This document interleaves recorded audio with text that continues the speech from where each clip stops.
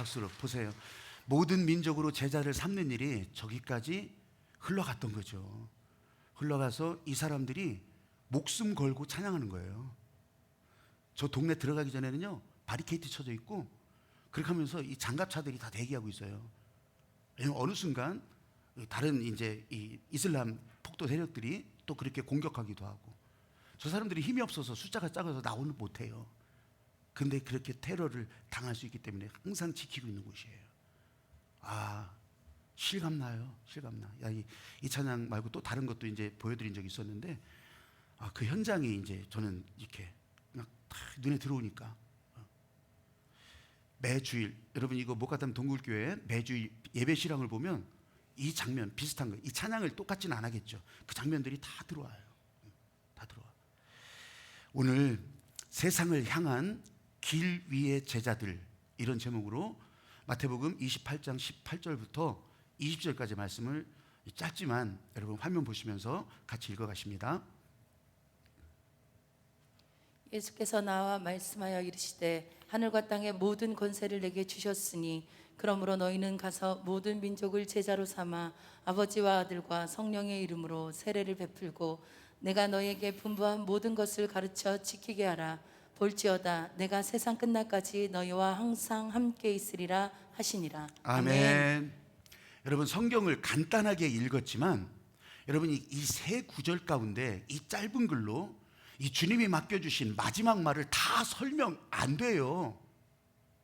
왜냐하면 이렇게 짧게 기록이 되었지만 이 짧게 기록된 말씀이 지금 수천 년을 내려온, 2000년 넘게 내려온 거예요. 근데 여기에 그때 무슨 음식을 먹었는지, 어떤 옷을 입었는지, 어떤 패션을 차리고 있었는지, 아니면 어떤 문자를 썼는지, 그런 얘기를 세세하게 다 담았더라면 오늘날까지 전해지질 않아요. 이게 이야기의 힘이에요. 왜 그런 줄 아세요? 간단하지만 세세하게 그때 기록해놨으면, 여러분 지금 때가 다르거든. 옷도 다르고 먹을 것도 다르고 말하는 것도 다 다른데, 이 세계 저 아마존 끝에까지도 이것이 전해졌을 텐데, 그때 그 상황이 세세하게 전해진다면 아무 상관없는 일이 된다고. 그래서 전 세계 언제 역사 때부터, 역사가 생길 때부터 끝에까지 전해지는 이야기의 중심은 간단한 거예요. 여러분들도 많이 익숙한 것처럼 옛날에 한 마을에 한 청년이 살았대. 이 얘기는 어딘지 몰라. 아프리카에서도 그렇게 말할 수가 있고, 저 중국 땅에서도 말할 수가 있고, 아메리카에서도 그렇게 말할 수가 있거든요. Once upon a time, 옛날에, 그때가 언제인지 뭘 그렇게 조사해. 여러분, 그런데 이 짧은 구절 안에서 이제 신학자들이, 성경학자들이 이것이 틀린 말이다, 안 틀린 말이다, 이제 제자들이 상상력을 동원해서 이 짧은 얘기를 사람들한테 계속 얘기했을 거 아니겠어요. 자기들의 경험이 또 전해지고 또 알려졌단 말이에요. 그래서 성경학자들이, 신학자들이 그때 말을 놓고서 이것이 맞다 틀리다, 이 표현이 맞는 것이다, 이렇게 될 수도 있다, 다리를 놔준다고. 이 행간과 단어 사이에. 그러면 철학자들이 이 다리를 건너갈 때 상상력을 동원해 주는 거예요. 날개를 달아주는 거예요. 그러면서 이렇게 세상을 볼 수 있겠구나, 저 하늘나라도 이렇게 볼 수 있겠구나, 이 철학의 날개를 달아주는 거예요. 그런 다음에 문학가들이 상상력으로 채워주시는 거죠. 그러면 이게 틀린 얘기도 안 틀린, 이 다리를 건너고 이 날개를 달고 그러면서 이 짧은 그 단어와 행간 사이를 채워주니까, 그래서 이 문학적 상상력 가운데 주님이 진짜 원하시는 것이 무엇인지를 알게 하는 거예요. 예수님이 함께하고 계시는데 그들을 붙들고도 함께 하신다고. 그 함께 하시는 것을 표현한, 그 중에 오늘은 제가 톨스토이의 부활이라고 하는 그 소설의 내용을 가지고서 여러분 이 마음을 전해드리려고 해요. 왜냐하면 오늘 부활하신 주님을 만나는 자리잖아요. 제자들이 다 피했다가 도망했다가 부활의 주님이 갈릴리에서 만나자, 그 부활의 주님을 만나기 때문에 제가 부활 찾아서, 그래서 다시 한번 정리를 해보는 거예요. 젊은 귀족이 있어요. 젊은 귀족이 지방 재판소에 가서 배심원으로 참석하겠어요. 배심원으로. 근데 거기 붙잡혀서 재판을 받게 된 여인이 하나 있는데, 이 여인은 매춘부였고, 매춘부가 살인죄를 저지르고 붙잡혀 온 거예요. 근데 살인죄를 저질렀다는데 계속 나는 죽이지 않았다고, 나는 억울하다고, 나는 누명을 쓴 거라고 그렇게 절기를 하는데 다 아무도 관심이 없어. 들으려고 하질 않아. 나는 아무 짓도 하지 않았다고, 나는 진짜 시키는 대로 그냥 심부름만 한 것뿐이라고. 그녀의 이름은 카츄샤. 카츄샤. 무슨 유행가 가사 속에 카츄샤도 나오지만, 카츄샤가 여러분 이 러시아 말로는 에카테리나 그 말을 줄여서 카츄샤라고 부르는 거거든요. 저 서양에서는 프랑스, 이태리 쪽은 까뜨린느, 영어로는 캐서린. 이게 카츄샤거든요. 아닌데 카츄샤는 저 미군 부대 거기서 일하는 한국 사람들인데, 그것도 그렇지. 그건 카투사예요. 그건 카투사. 근데 여기 이제 카츄샤.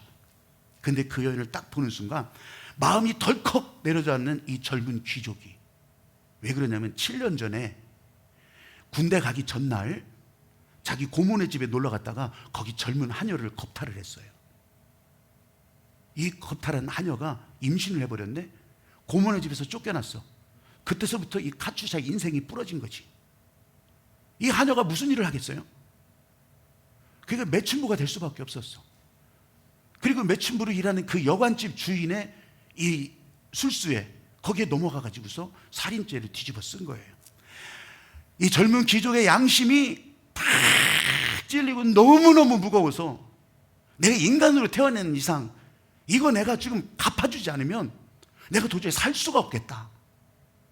그런 마음으로 이 젊은 귀족은 이 카츄샤를 구명하려고 막 그 배심원 사이를 막 다 설득하고 다 이렇게 해가지고서, 그래서 진짜 살인죄, 누명 쓴 거, 살인죄는 빼기로 그렇게 했는데, 이게 판사 앞에 갈 때 그게 찌워져 버렸네.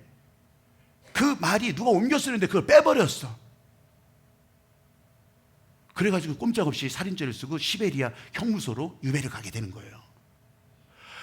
이 카츄샤를 위해서 구명을 하죠. 막 여기저기 돈도 써보고 소용없어요.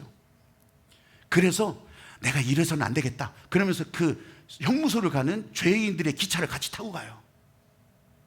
그래서 카츄샤 형무소 있는 그 옆에서 시골 마을에서 방을 둬놓고서 면회하고 또 정보를 주고 그렇게 하면서 계속해서, 자기 귀족이라고 했잖아요. 돈이 있어요. 땅도 있어요.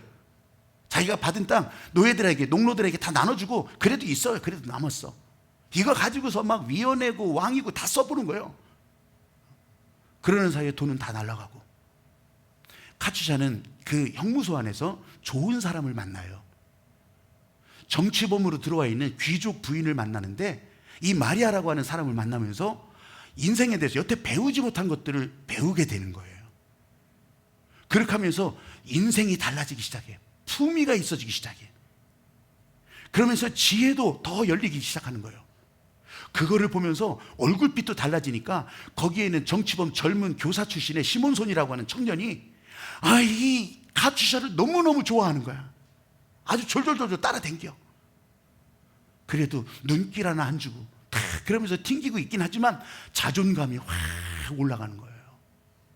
그러는 사이에 젊은 귀족이 이제 마지막으로 손을 써서 이제 왕으로부터 특별 사면증을 받아갖고 오는 거예요. 너무 좋은 거예요. 이렇게 처음에는 불쌍해서 연민으로 자기 이 가책 때문에 그거 좀 풀어보려고 그렇게 만나기를 시작했는데, 이제 만나다 보니까 사랑하게 된 거예요. 사랑해선 안 될 사람을 사랑하게 된 거야. 그래서 사면증을 가지고서 카츄샤한테 딱 얘기하고, 그러면서 이거 보여주고서 이제 나와 같이 나가서 결혼하자고. 그러면 덜커덕 예스 그럴 줄 알았나 보지. 그러는 사이에 카츄샤는 그 사랑을 알고 있었지만, 이 헌신과 희생 노력하는 걸 알고 있었지만, 너무너무 고맙지만 이 카츄샤는 시몬손을 따라서 가버리는 거예요. 아니 이게 지금 닭 줬던 개도 아닌데 그렇게 지금 자기 인생을 들여서 이 자기 재산 다 들여서 그렇게 했는데 나를 배신하고 떠나? 너무너무 허탈하잖아요. 그래서 그 카츄샤의 멘토였던 마리아에게 물어봐. 이게 도대체 어떻게 된 일이냐고. 그랬더니 마리아가 진실을 얘기해 주는 거예요. 그 사랑을 알고 카츄샤도 당신을 너무너무 사랑하고 존경한다고. 근데 삶에 카츄샤가 짐이 될 수가 없어서 그래서 사랑하지만 떠난다고. 그래도 마음이 너무너무 허탈해. 나를 사랑했다고 하지만 너무너무 허탈해. 이 방에 들어와서 성경책을 보게 됐어요. 여관방에서 성경책을 이렇게 보게 되는데 신약 성경 쭉 읽어가다가 산상수훈 가다가 70번씩 7번이라도 용서해줘라. 하여튼 무한 용서잖아요. 여러분 하나님의 사랑이 무한하시니까 무한 용서해줘라. 이 구절이 그냥 확 들어오는 거예요. 그러면서 예수님의 행적을 따라가는데 그 예수님이 진짜 높은 보좌 버리고 다 그렇게 인생을 내주고 삶을 내줬던 제자들이 다 배신하고 숨어버리잖아요. 떠나가잖아. 그런데도 불구하고 갈릴리에서 다시 만나자. 이 제자들을 다시 붙들고 이 하늘나라를 전하게 하는 그 마음, 이것 때문에 깨달음을 얻는 거예요. 내가 그렇게 섬기고 내가 희생하고 내 가책 때문에 시작했던 일이지만 이 일이 결단코 헛되지 않겠다. 까트리는 떠났지만 내가 보여준 희생, 내가 흘러간 희생이 반드시 꽃을 피울 거라. 이것이 톨스토이가 부활이라고 하는 제목으로 그렇게 우리들에게 남겨진 인류의 유산이 됐던 거예요. 근데요, 톨스토이는 이 구절을 보고서 이제 자기도 주인공, 이 네플리도프 주인공은 아니지만 젊은 귀족 이름이 네플리도프요. 근데 이 발음이 어렵잖아요. 발음이 어려워서 이거 계속 네플리도프 하다가는 꼬일 것 같아가지고 내가 그냥 젊은 귀족이라고 그런 거예요. 여러분, 이 부활하신 주님이 자기를 떠났던, 자기 피해서 다 도망갔던 이 제자들을 갈릴리에서 다시 보자고 했던 그 마음, 거기에서 뭘 봤어요? 우리는 짧게 읽었다고 했잖아요. 여기에서 모든 족속으로 제자를 삼으라고, 세상 끝날까지 너희와 항상 함께 할 거라고, 이 마지막 부탁. 예수님께서 말씀하시던 그 갈릴리 옆에 산에서 그 말씀을 듣고 여러분, 제자들은요 그냥 고향 땅에 머물지 않았어요. 바로 떠났어요. 바로 떠났어. 어디로 가야 될지도 몰라. 가다가 죽기도 하고 또 가면서 죽기도 하고 또 거기 가서 죽기도 하고 그랬던 길을 이 제자들은 갔던 것이에요. 지금부터는, 제가 지금 말한 이 순간부터는 성경이 없는 얘기예요. 근데 아까 말한 대로 이런 철학의 날개를 달고 문학적 상상력을 가지고 생각해 봐요. 자, 예수님의 말씀을 듣고 갈릴리에서 예수님을 기다린다고. 거기서 멍하니 멍 때리면서 기다리겠어요? 갈릴리 호수멍 하겠어요? 호수멍? 아니요. 일해야지. 하던 일이 그물질이요. 하던 일이 어부라고. 근데 일하면서 참 재미난 풍경이에요. 일하는데 아무 얘기를 안 해. 서로 아무 얘기를 안 해. 말이 필요 없어. 말해봐야 네가 잘했냐 내가 잘했냐, 우리 한번 다 분질러 보자, 한번 다 까보자. 피차에 다 아는 얘기요. 예수님 붙잡히실 때 다 숨었고, 예수님 십자가에 죽으실 때 가보지도 못했고, 그걸 여기서 따져본들 뭐 하겠냐고. 그러니까 서로 아무 말 안 하는 거예요. 그런데 아무 말 안 하는데 그물질 하면서 한 사람이 울기 시작하면 다른 사람도 울어. 울음을 멈추느라고 하늘을 바라보는데 또 울어. 노를 젓는데 또 울어. 그물에서 고기를 다 건져내면서도 울어. 왜요? 그때 그렇게 예수님 선생님이 말씀하시던 얘기가 그때는 진짜 귓구멍이 막혔는지 못 들었는데 인제서 생각이 나는 거예요. 인제서 이게 하늘나라 비밀이었구나. 그러면서 참여하는 거예요. 여러분, 예수님이 그거 안 보셨을까요? 그걸 보고 계셨던 거지. 그걸 보고 계시면서 이들이 말로는 참여하지 못했지만, 이들이 진짜 막 하지는 못했지만 예수님은 그걸 다 보고 계시면서 새로운 시작의 길을 열어주시는 장면이 바로 여기라고요. 부활신앙은 이렇게 시작된 거예요. 제자들의 공로 아니에요. 제자들의 성적표 아니라고, 누가 보증한 것도 아니라고, 이렇게 선물로 주신 거예요. 선물로. 마지막 부탁이 선물이었어. 근데 마지막으로 남기신 그 부탁이 모든 족속을 향해서 길을 내신 거예요. 길을 냈으면 가야 되잖아요. 새로운 시작이 되었던 거라고. 그래서 이 마지막 부탁은 새로운 시작이라. 오늘은 마태복음이지만 그래서 이 다음 장면으로 이어지는 이제 사도행전으로 그렇게 이어지는 것이 여러분 우리 성경 이 복음의 역사란 말이죠. 그래서 선물로 받은 복음, 이 선물로 받은 복음이 인생의 목적이 된 거예요. 인생 방향이 되었던 거예요. 목적이 이끌어가는 교회, 이런 책으로 하여튼 건 30년을 휩쓸었던 릭 워렌 목사님이 있어요. 목적이 이끌어가는 교회.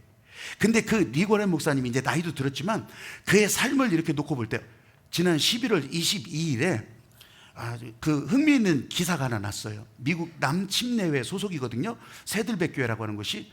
새들백 교회는 지금 한 2만 4천 명 그 정도 교인으로 추산을 해요.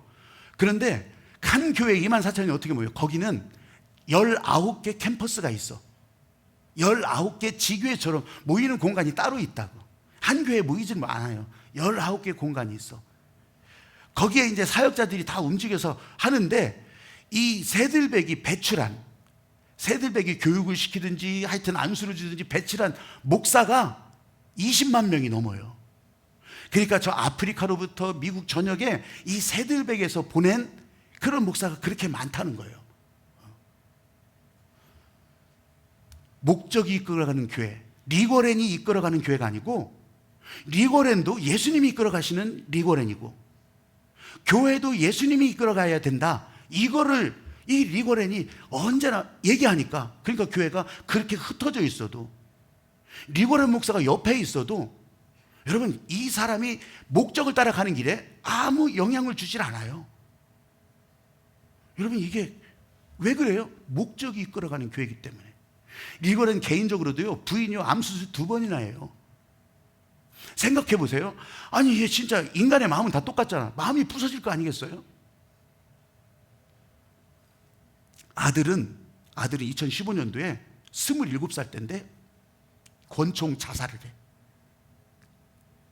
계속 이 정신병을 앓고 있다가 권총 자살을 해. 생각해 보세요. 옆에 사람이 아니, 저게 무슨 꼴이야? 이렇게 할 거 아니겠어요? 근데 릭 워렌은 다시 일어나는 거예요. 왜? 상황이 아무리 눌러대고 아무리 흔들어대도 예수님의 목적이 이끌어가는 인생이라는 걸 알기 때문에. 그래서 다시 일어나는 거예요. 여러분, 어떻게 이렇게 반응할 수 있어요? 여러분은 어떻게 그렇게 반응하기를 소망하세요? 목적이 이끌어가면 된다고. 예수님이 승천하시기 전에 마지막 부탁, 여러분 다른 거 안 남겼어요. 무슨 증 남기지 않았어. 무슨 인증샷 남기지 않았어. 그림 한 장 남기지 않았기 때문에 예수님의 모습을 이태리 청년으로 그렇게 그리는 거예요. 그 화가가 처음 그렇게 그려놨기 때문에. 아니요, 예수님은 전형적인 유대인, 서남아시아 그 전형적인 유대인의 모습이라고. 근데 우리는 예수님은 저 백인 남자, 무슨 멜 깁슨에서부터 시작해서 무슨 아주 이렇게 만들어 놓잖아요. 안 남겼다고. 안 남겼어. 동상이나 무슨 뭐 흔적 남기질 않았어요. 그런데 이 마지막 부탁, 이것이 바로 이 제자들의 인생 방향이 되었다고. 이 제자들만 그렇겠어요? 아까 화면 속에서 본 이 사람들에게도 이게 마지막 선물, 이게 예수님의 흔적이 된 거예요. 인생의 목적 방향, 인생에서 가장 중요한 것, 그걸 선물로 받았던 거예요. 여러분, 예수님은 저와 여러분을 향한 이 목적을 분명히 알고 계셨어요. 요한복음 10장 10절 말씀에서도 예수님이 오신 것은 생명을 얻게 하고 여러분의 생명을 살리고 더 풍성하게 하려 함이라. 마가복음 10장 45절에서도 인자가 온 것은, 예수께서 오신 것은 자기가 여러분을 위해서, 사람들을 위해서 희생 대속물이 되러 오셨다고 그렇게 얘기합니다. 자기 목적을 알고 계셨어요. 여러분, 이 예수님의 목적이 오늘 저와 여러분 한 사람 한 사람에게 이보다 더 중요한 것이 어디 있냐고. 하나님이 아브라함을 불렀을 때도 마찬가지예요. 너는 복의 근원이 될 것이라. 너로 큰 민족을 이루게 하고. 여러분, 이것을 예수님의 마지막 말씀에 진짜 실천 목표로 딱 두신 거예요. 이 사람들, 이 제자들 갈릴리 유대를 벗어나 본 적이 없어요. 그냥 시골 청년이었어. 그런데 어디로 갈지도 몰라. 외국어 하나도 몰라. 근데 모든 족속으로 제자를 삼으래요. 아니, 예수님 그냥 하늘로 가시지 왜 이렇게 머리 아프게 이런 걸 남겨놓으셨어? 여러분, 그게 아니라 지금 우리들에게 시험 보고 평가하고 그렇게 해서 함께 하신다는 것이 아니라 지금 시작하라는 거예요. 지금 지금. 아니 나는 지금 선교사 준비도 안 했는데, 여러분 지금 여기서 손 들려면 손 드는 것이 지금 모든 족속으로 제자를 삼는 일의 시작이라는 거예요. 저기 문 나가면 그 다음 단계 들어가고, 저기 터미널 가면 다음 단계 되고, 이러는 것이 아니라 지금 시작하면 여러분들이 이 예수님의 말씀에 따라가는 제자의 삶을 시작한다는 거예요. 지금이 12월이잖아요. 달력 마지막 한 장이요. 여러분 교회력, 교회에서는 교회력이 있는데 교회력의 시작이 지금 12월이라고. 달력도 마찬가지예요. 달력도 여러분 끝이라고 하지만 시작이잖아요. 마지막 부탁이 아니라 새로운 시작으로 열어주시는 하나님 아버지, 이 예수 그리스도의 말씀에 춤을 추면서 저와 여러분 오늘 이 자리에 오게 하신 이유와 목적을 잘 새길 수 있는 여러분이 되시기를 주님의 이름으로 축복합니다. 아멘. 아멘. 아멘. 그래서 세계 속으로 열방 속으로 그렇게 흘러가죠. 근데요 보세요, 그렇게 복음이 흘러갈 때 세계화라고 하는 문화의 물결, 문명의 파도를 타고 간다고. 교통수단이 발달하면 교통수단이 발달한 대로, 아니면 문화적 전달 수단이 발전하면 그 문화적 전달 수단으로, 지금은 뭐 인터넷, 지금은 스마트폰, 이런 것으로 다 이 세계화. 근데 이 세계화는요 아이러니하게도 세상의 종말과 방향을 같이 하는 거예요. 참 절묘하죠. 이 세계화는 세상의 종말과 방향을 같이 하는 이유가, 아니 하나님께서 진짜 그렇게 우리들에게 알려주시잖아요. 예수님 통해서 이 천국 복음이 모든 민족에게 증언되기 위해서 온 세상에 전파될 것이라. 그때 가서야 끝이 오리라. 근데 이걸 가지고 이단 사이비들은 도둑질 하는 거지. 도둑질 하면서 이때가 그때다, 지금이 망할 때다, 지금 내 앞에 와야 이 도깨비 방망이 가질 수 있다. 여러분 이렇게 다 영혼 도둑질 한다고. 사람들 헛갈리게 만들고, 정신 못 차리게 만들고, 딴 길 가게 만들고, 다른 거에 매이게 만들고. 그런데 이 예루살렘 교회가 이런 일의 표본을 보여주는 거예요. 잘한 표본이 아니라 예루살렘 교회를 통해서 예수님이 어떻게 일하시는지를 보시라는 거예요. 예루살렘 교회가 여러분이 생각하는 것처럼 큰 교회당 건물로 예루살렘 어딘가 있는 거, 그거 절대 아니에요. 이때 예루살렘 교회는 집집마다 흩어져 있었어요. 아니면 어디 공장, 간에 수공업하는 공장, 뭐 그런 정도, 그렇게 모여가지고서. 근데요 이렇게 모였지만 이제 거기 모인 사람들이, 같이 공장에서 일하는 사람들이 자기 거 다 내놔, 재산을 다 내놓는다고. 그러면 이제 눈으로 보기엔 재산이 많아지잖아요. 근데 이걸 어떻게 쓸까? 돈이 많아지니까 이걸 누구에게 나눠줄까? 이런 거 가지고 쌈이 나네. 아니 이게 사도행전의 기록이에요. 돈이 없었으면 싸움이 안 생겨. 돈이 있으니까 싸움이 생기는 거예요. 저 개발지구, 보상지구 가보면 돈이 없는 집은 너무 편해. 돈이 있는 집이 복잡해지기 시작해.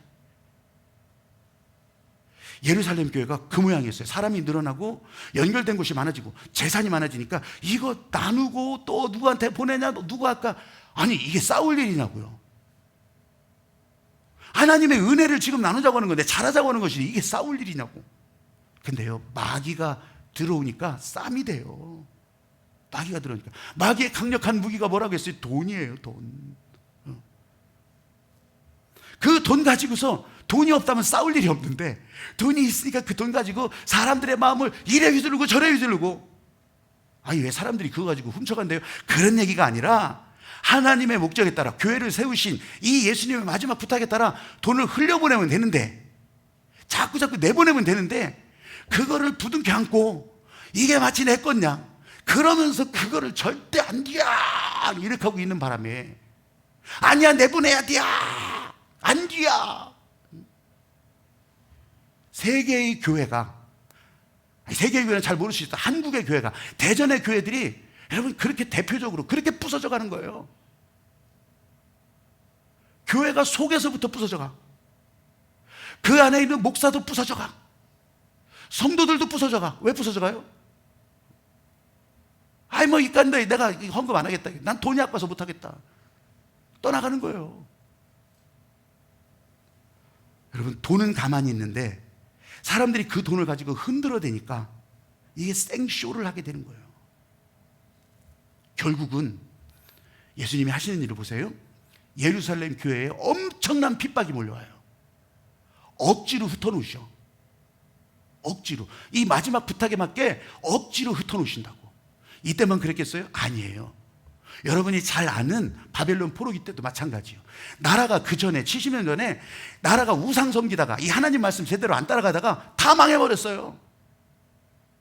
포로로 끌려갔지. 70년 동안 거기 묶여 있었는데 다시 되돌려 놓으시지만 그때서부터 에스더, 유명한 에스더도요, 딴 데로 간 거예요.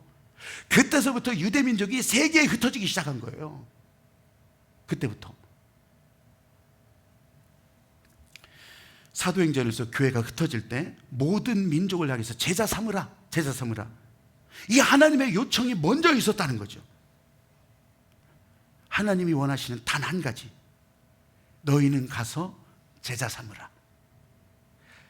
아브라함에게 말했던 것처럼 너는 복의 근원이 되라. 세상 모든 민족의 복의 근원이 되라. 가서 제자 삼는 일.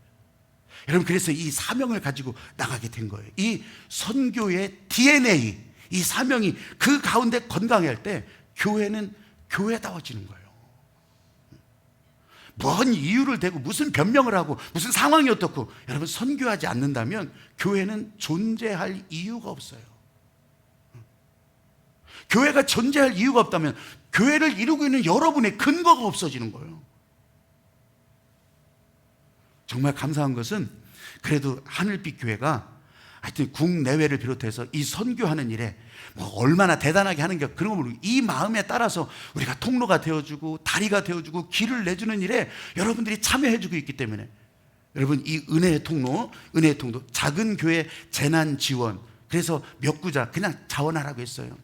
작년 올해 재난 지원이라는 얘기를 많이 듣잖아요. 소상공인 지원, 버팀목 뭐 이런 거 있잖아요.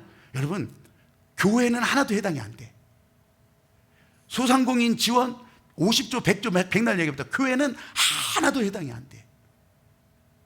세상에 이런 법이 어딨냐고. 세금을 내내 안 내내 쌩 난리를 떤 때를 얹으면서 교회는 하나도 해당이 안 돼요. 그럼 어떡할 거냐? 다 머리띠 들고서 또 우리도 정부청사 앞으로 가야 되는 거예요? 아니요. 여러분, 은혜의 통로가 돼서, 그래서 여러분들이 거기에 합력해 주셔서 올 한 해는 인리치로 그런 교회들을 불러서 우리가 잘 섬겨주기도 했고, 작년에는 2차례에 걸쳐서 이런 재난지원 형태로 또 그렇게 작은 교회들, 다는 못하죠. 그렇게 또 연결해서 흘려보내기도 했고,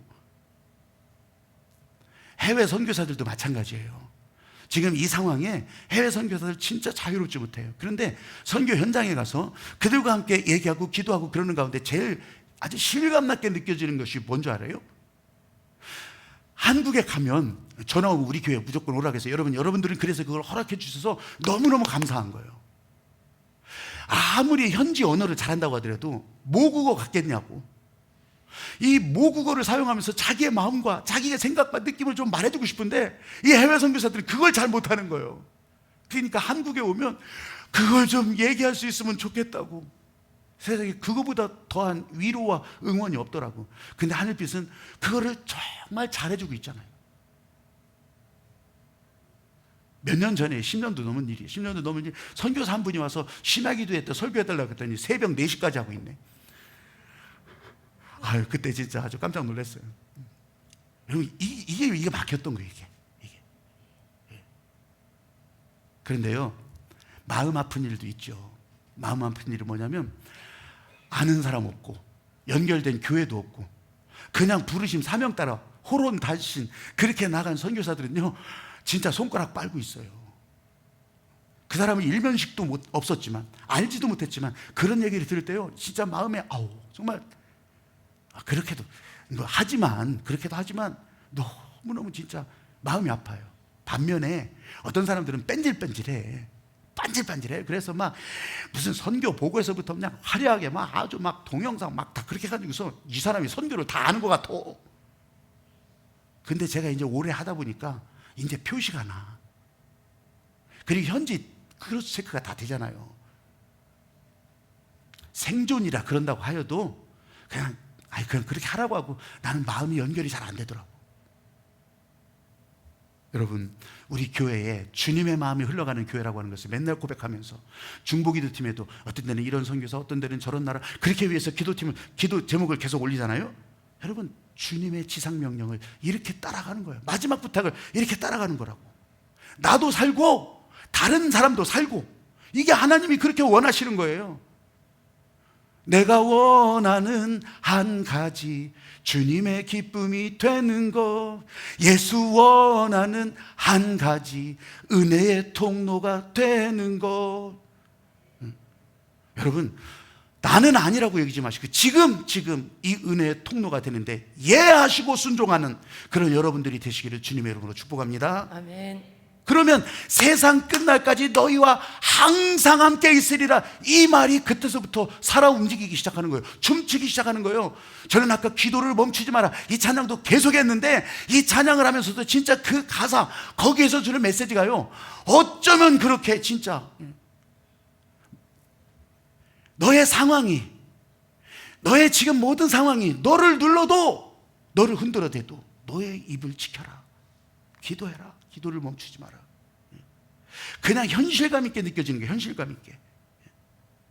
이것이 행복이라고 찬양하는 가운데 진짜 내 안에 닫혀져 있던, 연결되어 있었지만 아직 내 안에 채워지지 않았던 행복이 쫙 밀려 들어오는 거예요. 이건 저만 느끼는 건가요? 아마 여러분들도 그렇게 느끼는 분들이 있을 거예요. 이 말은 지금 내가 발을 떼기 시작하면 그 순간부터 함께 하신다는 거예요. 세상 끝날까지 항상 함께 하겠다. 여러분, 너희와 항상 있으리라, 세상 끝날까지, 이 말을요, 내가 조금 더 정확하게 번역을 해놓으면, 너무 직역으로 이게 번역을 하면 이런 얘기예요. 너희가 지금 길을 가라. 지금 길을 가는 그 순간부터 함께 할 거다, 이거예요. 지금부터. 세상 끝날까지, 그때가 언제예요? 아유, 말만 그렇게 하시지만 이런 게 아니라고. 지금부터. 오늘 저와 여러분이 예배자로 반응하고 있기 때문에 이 예수님과 동행이 시작된 거예요. 예배 드리러 온 게, 이게 어마어마한 순종이에요. 손을 들고 같이 찬양하는 것이 이 하나님의 마지막 사명에 연결되어 있는 거라고. 여기까지는 사명이고 저기까지는 사명 아니고 이런 게 아니라고. 지금 이렇게 우리들의 마음이 움직여가면서, 어떤 때는 여기서 선교사와, 어떤 때는 여기서 전도지로, 어떤 때는 여기서 은혜의 통로로 그렇게 쫙 흘러가게 되는 거라고. 여러분 안에 살아계신 영이 예수님의 제자로 살아가게 하신다고. 이건요, 내가 제자요, 내가 분명히 제자인데 제자 훈련 다 했는데 이렇게 우기는 것이 아니에요. 살아가게 하는 것. 지금 살아가게 하는 것. 바람이 어디서 오는지 모르잖아요. 어디로 가는지도 몰라. 여러분, 근데 이 말씀은 바람 따라 들려오는 거예요. 여러분의 귀에 들린다? 바람 따라 들어가는 거예요. 여러분의 생각도요, 심지어는 생각까지도 이 바람, 이 웨이브를 타고 들어가는 거예요. 바람이 부는 곳으로 우리는 발걸음을 옮기고 나가는 것. 어떤 때는 성령의 급하고 강한 바람을 타고 가고, 어떤 때는 하늘빛에서 풀려나오는 그 바람을 타고 가고. 그럴 때 그 길 위에서 내 힘으로 난 살 수 없어요. 마태복음 6장 33절 말씀처럼, 그러면 너희는 먼저 그의 나라와 그의 의를 구하라. 다 공급하겠다. 할 수 있는 말을 얹어주겠다. 필요할 때 필요한 것을 공급하겠다. 왜? 너희가 제자의 길을 갈 때 내가 너와 함께하고 있는데. 여러분, 이거는 말만이 아니라고. 실제 우리 삶에서 그렇게 여러분들을 위해서 하나님은 대기하고 계신다고요. 그 길에서 하나님을 다시 만나고, 또 하나님 목적에 다시 초점을 맞추고, 모래시계 뒤집는 일. 아유, 난 이제 다 소진됐어요. 나는 이제 더 이상 뭐 볼 것도 없어요. 아니요, 모래시계를 뒤집어서 다시 시작하게 하시는 이 어마어마한 말씀이 오늘 본문의 예수님의 마지막 부탁이라고요. 여러분, 억지로 보라고 해서 그 길이 보이는 거 아니에요. 이정표를 세운다고 해서 그 길이 보여지는 게 아니에요. 밤이나 낮이나 여러분에게서는 빛이 난다고. 주님과 동행하기 때문에 빛이 난다고. 여러분을 위해서 나는 것이 아니라 다른 사람들이 희미하더라도 그 빛을 보면서 저기가 길이라고 보고 가는 거라고요. 그 길을 가면서 누군가 당신은 제자입니까? 묻는다면 한번 제가 여러분에게 물어볼게요. 여러분은 제자입니까? 아멘은 여기만. 여러분 누구든지 다 그래요. 당장 물으면 제자입니까? 물으면 대답을 어떻게 해야 되나? 세 줄로 해야 되나? 두 줄로 해야 되나? 사진을 보여주잖아요. 이런 잠깐의 혼란이 생기잖아요. 근데 그럴 때 이제는 우물쭈물 하지 마시오. 당신은 제자입니까? 물으면 웃어줘. 그냥 웃어줘. 그냥 웃어줘. 아니 그게 무슨 답이에요? 여러분 그 웃음 속에 예수님의 제자 향기가 흘러나가는 거예요. 내가 이 말씀을 다시 들여다보면서 어젯밤까지는 내가 이 설교를 오늘 할 수 있을까 없을까, 진짜 내 안에 행복이라고 하는 것이 진짜 있나? 막 이런 상태였어요. 근데 요즘 내가 아침에 일찍 일어난다고 했잖아요. 일찍 일어나서 진짜 이 말씀을 다시 들여다놓고 보니까 내게 주신 행복을 내가 세상의 모든 상황으로 이걸로 휘둘릴 수가 없는 거예요. 뺏길 수가 없는 거예요. 하나님께서 주신 행복을 왜 흔들려? 이렇게 생각해 보니까요, 진짜 여기 머물러 있는 행복이, 연결되는 행복이요, 다시 내 안에 꽉 채워지기 시작하는 거예요. 행복하다고, 나는 행복한 설교자라고 말하는 순간 그 행복이 꽉 채워지는 거라고. 그러니까 여러분에게 아주 현실감 있게 얘기하잖아요. 당신은 제자입니까? 어려운 대답 할 거 없어. 웃어줘. 예. 근데 나갈 때도 그렇게 묻는 사람이 있을라나 없을라나 모르지만 물으면요, 웃어줘요. 그러면 거기에 예수님의 마음, 하나님의 마음이 흘러가게 되는 거예요. 그 웃음도 어거지로 웃음? 어거지로라도 웃어보세요. 어거지로라도. 당신은 제자입니까? 하나님의 마음이 먼저 그 가운데 연결되어 있다면 여러분 그 순간 채워지는 거. 이제는 그런 질문 받아도 망설이지 마시고 오늘 19절 말씀처럼 너희는 가서 모든 민족으로 제자를 삼아. 그래도 모르겠거든. 그래도 잘 모르겠쇼. 그럼 오늘 찬양할 거 여러분 머릿속에다 한번 그려놔. 잘 모르겠어요? 유튜브 들여다보고 오늘 이 찬양하는 장면을 다시 들여다봐. 예. 그래도 모르겠거든. 이 찬양을 통해서 여러분에게 주시는 이 주님의 마음이 다 연결될 수 있게 되기를 바랍니다. 오늘 나를 통하여 이 찬양할 텐데 여러분 이 찬양을 생각도 하고 채워도 가시고